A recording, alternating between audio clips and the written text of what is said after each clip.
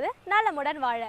ஆசன ஆண்டியப்பன் அவர்கள் நாம் அனைவரும் நலமுடன் வாழ்வதற்காக எளிய வகையில் யோகாசன முறைகளை கற்றுத்தர வருகிறார். அவற்றை கவனிக்கலாம்.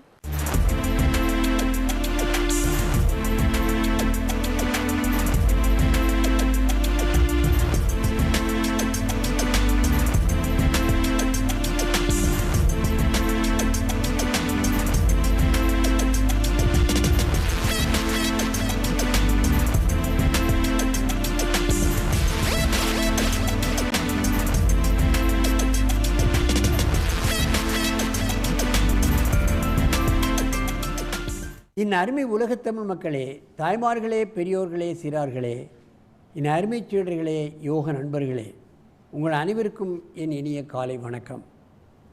கலைஞர் தொலைக்காட்சி நிகழ்ச்சியில் நலமுடன் வாழ என்னும் பிரிவில் யோகாசனத்திற்கு அதிகாலையில் முதல் நிகழ்ச்சியாக முக்கியத்துவம் கொடுத்திருக்கப்பட்டிருப்பதை நீங்கள் அறிவீர்கள். யோகாசனம் என்பது நலவாழ்வுக்கு தலையாய பயிற்சியாகும். வேறு எந்த பயிற்சியும் மனிதனை ஆரோக்கியமாக வைக்கவோ உடல்நலமும் மனநலமும் சரி செய்யக்கூடிய பயிற்சியோ ஆகாது. யோகாசனம் ஒன்றுதான் மனநலமும் உடல்நலத்தையும் காக்கக்கூடிய அற்புதமான ஆசனம் என்பதை நீங்கள் தெரிந்து கொள்ள வேண்டும். அதிலும் பிராணாயாமம் என்னும் பயிற்சி மாணவர்களுக்கு மிக மிக முக்கியமானது. இதுவரை ஆசனங்களை பற்றியே நாம் சொல்லி வந்திருக்குமே தவிர இலகுவான மூச்சு பயிற்சியையும் மாணவர்களுக்கு நாம் கற்றுத்தர வேண்டும், மக்களுக்கும் கற்றுத்தர வேண்டும். மூச்சு பயிற்சி தான் மனிதனுக்கு மிகவும் முக்கியம். திண்டுக்கல் அருணா யோகா மையத்திலிருந்து ஆசிரியை அபிராமி அவர்கள் 7 குழந்தைகளை கூட்டி வந்திருக்கிறார்கள். பூஜா ஸ்ரீ, வாணிஸ்ரீ, கவின் ஹரீஸ், சக்தி கவின்யா, சக்தி விநாயகர், என்எஸ் சதுர்வேதி, இ சுகன்யா என்ற மாணவிகளை கூட்டி வந்திருக்கிறார்கள். சென்னையில் 3 பள்ளியிலிருந்து வந்திருக்கிறார்கள். அவர் lady centre Priyadarshini, Saint Peter's Suryaprakash, Don Bosco Hemant, ஆசிரியை சுகுணா அவர்கள் கூட்டி வந்திருக்கிறார்கள். இவர்களெல்லாம் அற்புதமான மாணவர்கள். அற்புதமான ஆசனங்கள் பலவற்றை செய்து பல போட்டிகளில் கலந்து கொண்டு வெற்றி பெற்றவர்கள். நமது அரங்கில் இதுவரை ஆசனங்களை பற்றியே அதிகமாக பேசியிருக்கின்றோமே தவிர மூச்சு பயிற்சியை பற்றி பேசியதே இல்லை. மூச்சு பயிற்சி தான் முக்கியம்.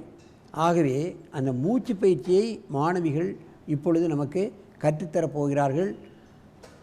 மாணவர்களுக்கு யோகா மாஸ்டர்ஸு நீங்கள் இந்த மூச்சு பயிற்சியும் கற்றுக் கொடுக்க வேண்டும் என்று நான் உங்களை கேட்டுக்கொள்கிறேன்.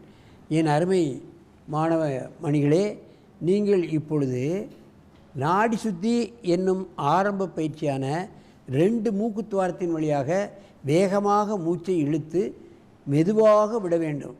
நான் முதல்ல செய்கிறேன், அதுக்கப்புறம் நீங்கள் 5 மூச்சு பயிற்சி செய்யணும்.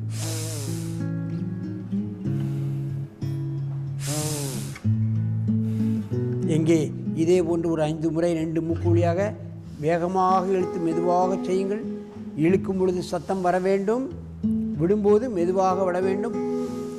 பாடி ஆடக்கூடாது, அப்படியே இருக்கணும்.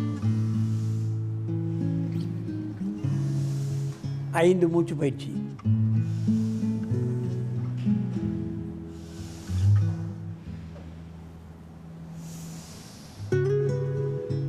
ஐந்து போதுமானது. இப்போ வலது கை கட்ட விரலை வலது மூக்கை பொத்த வேண்டும். இடது மூக்கு வழியாக 5 மூச்சு வேகமாக இழுத்து மெதுவாக விட வேண்டும். நான் செய்கிறேன்.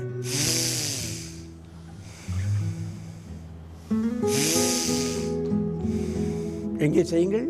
5 இடது நாசி வழியாகவே இழுத்து இடது நாசி வழியாக மெதுவாக விடணும். 5 போதும்.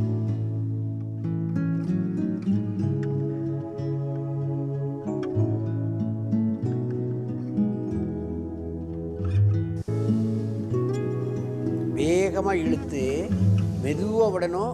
5 மூச்சு. இழுக்கும்போது சத்தம் கேட்கணும், விடும்போது சத்தம் கேட்க வேண்டாம்.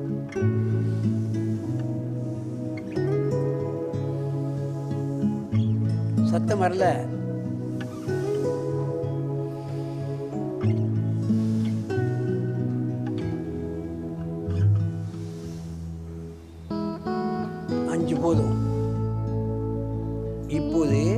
ஆள்காட்டி விரலால் வலது நாசியை மூட வேண்டும்.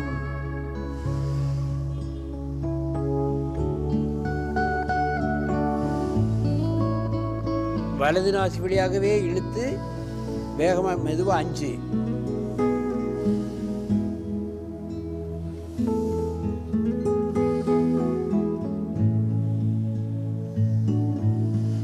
சத்தமாக இழுக்கணும், சவுண்டு வரல. பாடி ஆடக்கூடாது, தலை ஆடக்கூடாது.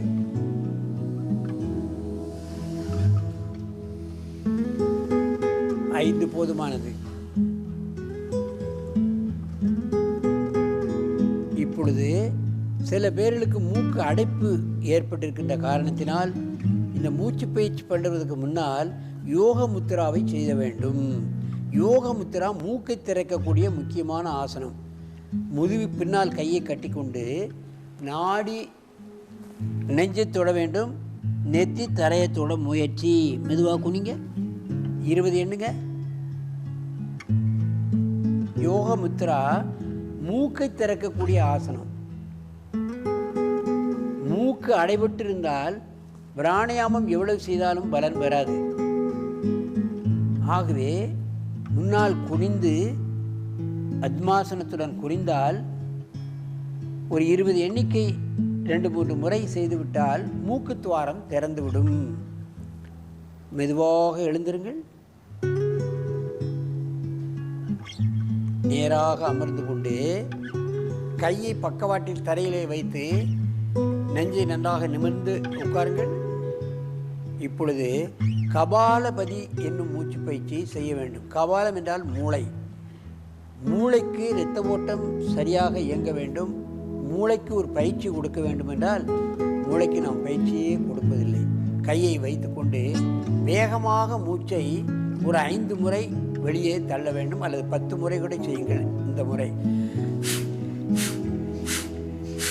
மூக்கு சிந்துவது போல் வேகமாக ஒரு 10 முறை.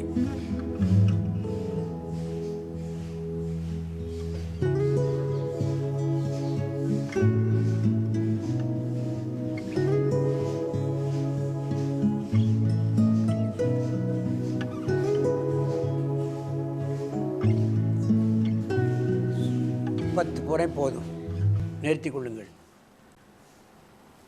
அடுத்து எபிசோடுகளில் இன்னும் பிராணாயாமத்தை பற்றி நிறைய பிராணாயாமங்கள் இருக்கிறது.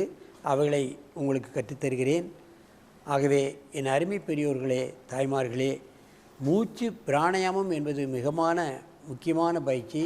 பிராணன் என்பது நமது உயிர் சக்தி. உயிர் சக்தி போகாமல் இழுத்து கட்டுவதுதான் பிராணாயாமம் என்னும் அற்புத பயிற்சி. அந்த அற்புத பயிற்சியையும் நீங்கள் அனைவரும் பயின்று உங்கள் வாழ்நாளை நீடித்து கொள்ளலாம், ஆரோக்கியமாக வாழலாம், பிளட்டை சுத்தம் செய்து கொள்ளலாம். ஆகவே இதுபோன்ற பிராணாயாமங்களை எல்லா தரப்பினரும் எல்லா வயதினரும் பழகி தங்கள் உடலையும் உள்ளத்தையும் ஆரோக்கியமாக வைத்துக்கொண்டு நெடிது இனிது வாழ வேண்டும் என்று கேட்டு உங்களிடமிருந்து விடைபெறுவது ஆசனம் ஆண்டியப்பன். வணக்கம்.